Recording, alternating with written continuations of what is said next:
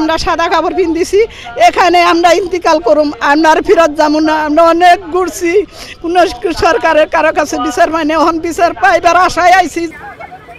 গাজীপুরে ভূমি অফিসের অসাধু কর্মকর্তা সহ জাল খতিয়ান ও দলিল সৃষ্টিকারী ভূমিদস্যুদের বিরুদ্ধে শাস্তি ও ন্যায় বিচারের দাবিতে কাফনের কাপড় পরে অবস্থান কর্মসূচি, বিক্ষোভ মিছিল ও মানববন্ধন পালন করছেন ভুক্তভোগীরা।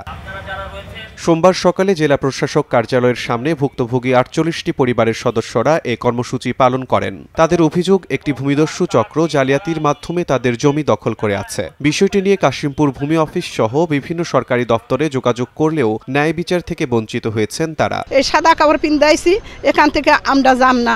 এই যারা আমাদের জাল খতিয়ান বের করছে তাগো আমরা শাস্তি চাই, আর আমাগো জমিন তারা বেদখল দিয়ে গেছে, তাগো আমরা বিচার চাই।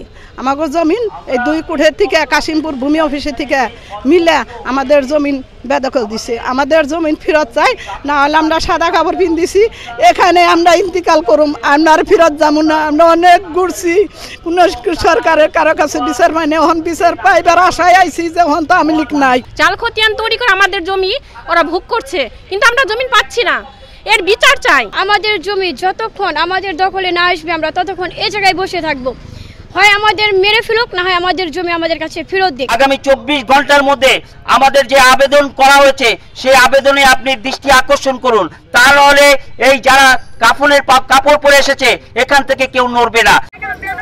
পরে দাবি সম্বলিত স্মারকলিপিটি জেলা প্রশাসক কার্যালয় বরাবর দায়ের করা হয়।